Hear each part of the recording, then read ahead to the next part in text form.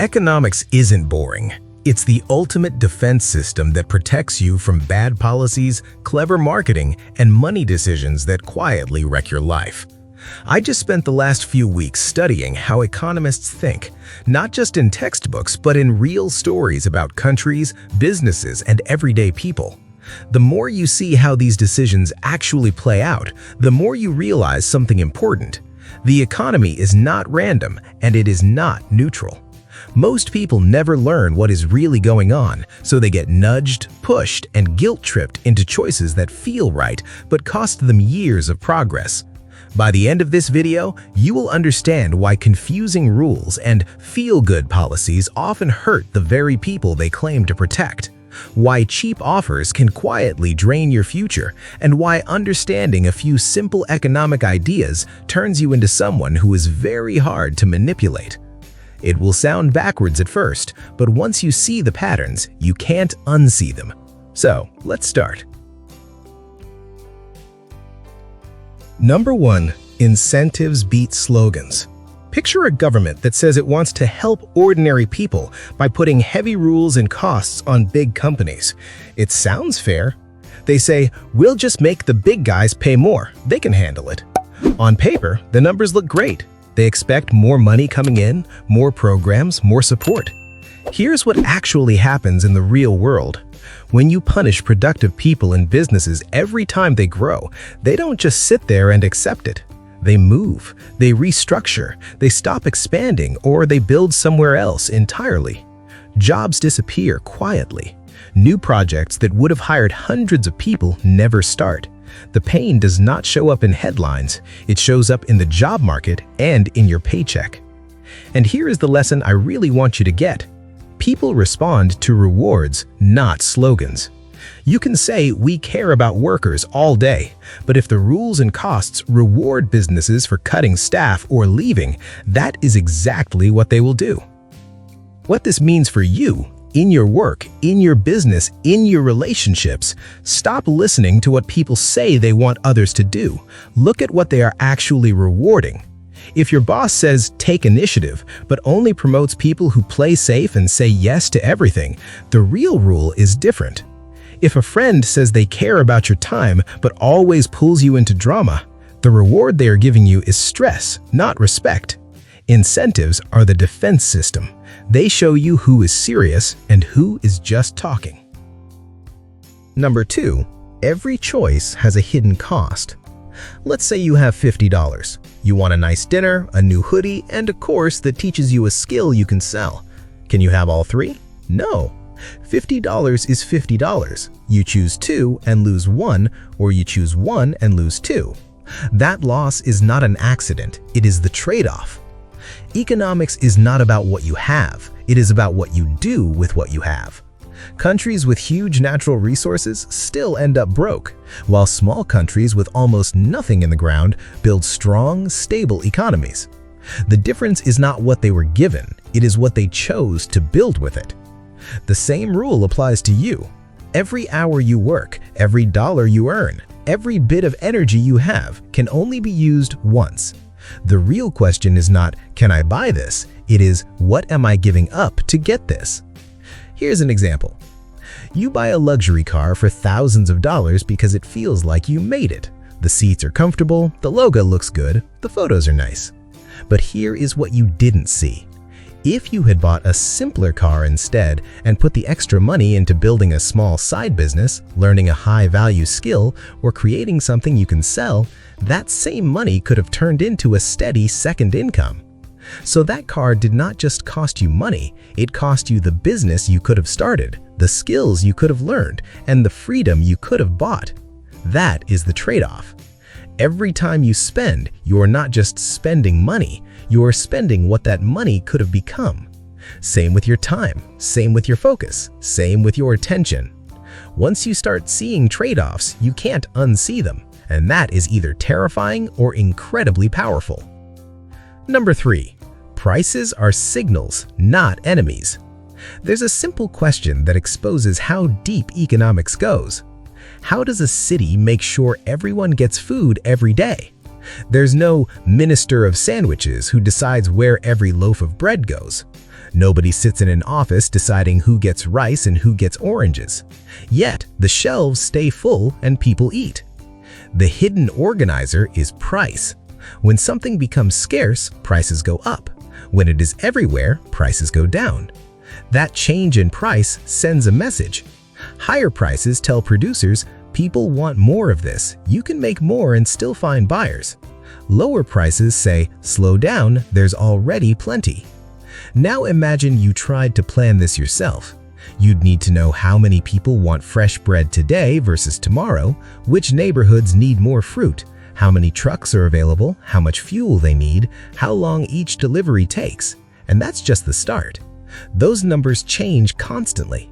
No human, no committee, no single computer can keep up with all of that in real time. Prices do it automatically. So when you see a price that makes you angry, pause for a second. Ask yourself, what is this price trying to tell me? Does it mean the item is rare in that place? Does it mean demand exploded and supply did not catch up yet? Is this a short spike or a long trend? The price is not your enemy, it is the only honest signal you have about what is happening behind the scenes. In your life, start treating prices as information, not as moral judgments. If something is consistently expensive, maybe the real problem is scarcity or heavy rules that block supply. If something is suspiciously cheap, maybe it's low quality, unsustainable, or quietly stealing your future flexibility. That shift alone stops you from falling for both outrage bait and fake bargains. Number 4. When you attack prices, you attack people. Now let's see what happens when you mess with prices on purpose. Imagine your school announces, tomorrow lunch is free and unlimited, take as much as you want. At first, only the usual kids show up. But as soon as the news spreads, everyone shows up. Kids who normally bring lunch, kids from other grades, even teachers grabbing extra. 20 minutes later, the food is gone. The early crowd took more than they needed just in case. The late crowd gets nothing. That is what happens every single time you break the price system and pretend the cost does not exist. Take housing. When rent rises in a big city, people struggle. Politicians feel pressure, so they promise to fix it by capping what landlords can charge or by handing out rules that sound generous but quietly make running a building harder and less profitable. At the lower and forced price, everyone suddenly wants more space. A student who was going to share now wants their own place. Someone who was going to move into a smaller unit keeps their big one. People hold on to more housing than they really need because the price is not allowed to reflect scarcity. But it gets worse. If landlords cannot charge enough to cover their costs and stay secure, they stop fixing things. They delay repairs, ignore leaks, skip upgrades, and eventually some of them just walk away. Buildings rot. Some apartments sit empty because they are no longer worth maintaining. Meanwhile, the people with the least money are stuck in the worst conditions or pushed to the outside of the city. The pattern repeats with everyday goods too. Keep prices artificially low and shelves empty fast. Producers stop bringing goods to market because they are guaranteed to lose money at those controlled prices.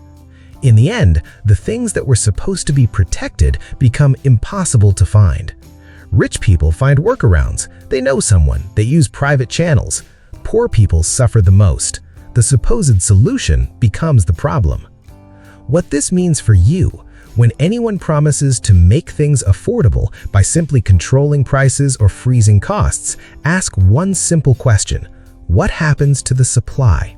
If the answer is, we don't know, or we'll just force it, they're asking you to ignore reality. That is not protection. That is a trap.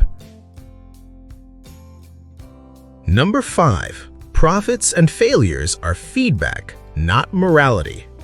Think about a school lunch table again. You notice that kids lose their minds over a certain snack, so you start bringing extra packs and trading them for things you want. It works. You get more of what you like. You are making a profit. That profit is telling you something. Keep going. This is useful to people. Now imagine you try the same thing with something nobody likes. You spend your money on a snack that seems healthy but tastes bad. You cannot trade it. You cannot even give it away. You wasted your allowance. That loss is not just pain, it is information. It tells you stop, do something else. Profits say yes, more of this. Losses say no, this is not helping anyone. Both are signals. In an economy, when a business keeps losing money and eventually closes, it looks sad on the surface. But there's another side. That business was using workers, trucks, equipment, electricity, and time to produce something that did not actually help people enough. When it shuts down, those workers and resources can move to places where they are truly needed. This is where governments and big institutions sometimes break the defense system. They look at a failing company and say, "This one is too important to fail. We will keep it alive no matter what." They pour money into it not because people love what it offers, but because it looks symbolically important. Once that happens, the signals are broken. A company that should stop wasting resources keeps going. Workers stay stuck in low-value roles. New competitors who could have created something better never get the chance. It's like paying the kid to keep bringing the unwanted snack forever, while everyone else has to pretend it's fine. In your own life, profits and losses are defense systems too. Look at what's working. The projects that bring in money, the habits that make you feel stable and strong, the connections that support you. Do more of that. Then look at the things that have been quietly draining you. That side hustle that has burned time and cash for years with no progress. That habit that eats your evenings and leaves you anxious. Kill those. That's not failure. That's listening to the feedback. The moment you drop them, you free up your attention and energy for things that actually move you forward. Number 6. Your wage is a value signal. Why do some jobs pay more than others? It is easy to blame greed or say the system is unfair, but if you stop there, you miss the one rule that actually helps you defend yourself. You get paid based on how much value you create that other people are willing to pay for. That is the core. Imagine you run a simple stand selling drinks on a hot day. You hire your friend Mia to help. With her there, you serve more customers, lines move faster, people enjoy the experience, and at the end of the hour, you have sold 20 more cups than you would have alone. If each cup gives you a bit of profit, Mia just created extra value for the stand. You can pay her and still come out ahead. Now you hire another friend, Sam. Sam is distracted, takes ages to serve people, and spills drinks. With Sam there, you only sell a few extra cups. If you pay Sam more than the value those extra cups bring, you are losing money every hour. You are not being cruel if you decide not to keep that arrangement. You are just respecting reality. Here's where most people get fooled. They hear someone say, everyone deserves high pay just for showing up, and they nod because it sounds kind and fair. But if someone only produces a small amount of value per hour and you force every business to pay way above that amount just because it feels right, those businesses will quietly stop hiring those people. They will cut hours, automate tasks, or move to models that require fewer humans. So the real defense for you is not demanding more money without changing what you do. It is learning to create more value. Learn skills that are rare and useful. Become the person who solves problems that others avoid. Make yourself hard to replace. When your presence increases results in a clear way, your pay has a solid argument behind it. You are not begging, you are negotiating from strength. Number 7. Trade is your secret weapon. You have a sandwich, your friend has a different one. You each kind of want what the other has, so you swap halves. The total amount of food did not change, but you are both happier. That extra happiness is value created through trade. Nobody lost. Neither of you beat the other. Both of you won. Now zoom out to adult life. People treat trade like a battle. They talk about winning against other countries, losing jobs, and act like any exchange is a risk of being cheated. But if trade were purely a game where one side wins and the other loses, why would both sides keep doing it year after year? They keep doing it because both gain. One side gets something cheaper or better than if they made it themselves, the other side gets paid and can buy things they are not efficient at producing. Here's the mind-bending part. Even if one person or one country is better at everything, trade still helps both sides. Imagine you're a lawyer who can do legal work and also clean the office. You are great at both. Should you clean your own office? If you charge a high hour rate for your main work, it still makes sense to hire a cleaner at a lower rate and spend your hour on the thing only you can do. You earn far more, pay the cleaner, and both of you end up better off. Your life works the same way. You might be okay at admin tasks, but if they drain you and keep you away from the work that actually grows your income or your business, you are quietly losing. If you pay someone a reasonable amount to take care of those tasks and you use those freed hours to do high-value work, that is trade. Both of you win. This whole video comes down to one thing: trade-offs. Every hour spent on your weakness is an hour stolen from your strength. You do not win by fixing every tiny flaw and drowning in low-value activity. You win by understanding where you create the most value and then trading, delegating, or dropping everything else so you can double down there. Closing. Economics as a defense system. So what does all of this add up to? Economics is not about charts and boring lectures. It is a defense system. It protects you from being tricked by good intentions that ignore incentives, by cheap offers that hide brutal trade-offs, by slogans that attack prices and silently attack you, by confusion around profits, losses, wages, and trade that keeps you stuck. Understanding economics will not magically make you rich overnight, but it will make you almost impossible to fool. You will see the real cost behind every free promise, the real signal behind every price, and the real pattern behind every policy that sounds kind but quietly breaks the system. You just traded a few minutes of your life to watch this video. I hope that trade was worth it. If you want more deep dive breakdowns like this, built around real stories and practical money decisions, check out the other videos on this channel. Thanks for watching.